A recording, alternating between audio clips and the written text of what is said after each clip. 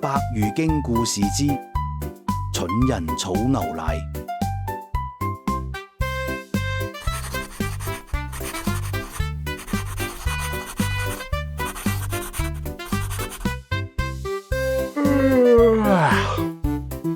賓客名單就搞掂咗，但依家最頭痕係點？準備咁多新鮮牛奶，啲奶渣攞出嚟又擺唔得好耐，點算呢？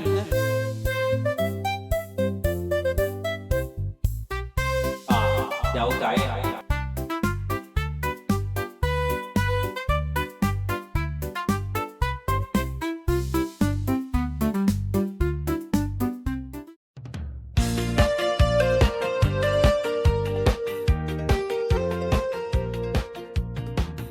喂 ，stop！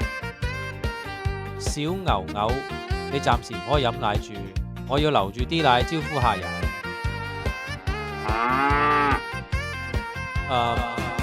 我諗儲住啲奶響隻牛度1個禮拜都應該夠。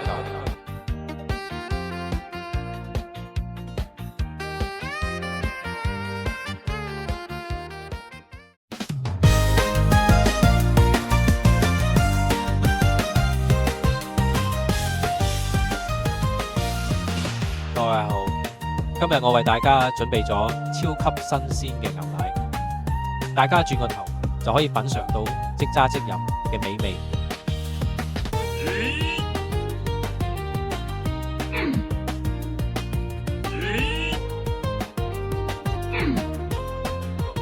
點解會冇奶出嘅？明明我儲咗成個禮拜冇去揸奶㗎。哈哈哈，咁蠢都有，點可能將啲奶儲響隻牛度㗎？呢個故事教訓我哋，做任何事情都需要及時，就好似做布施咁，唔係等到有錢嘅時候先嚟做，否則就會好似故事裏面嗰個將牛奶儲響牛裏面嘅主角咁愚蠢。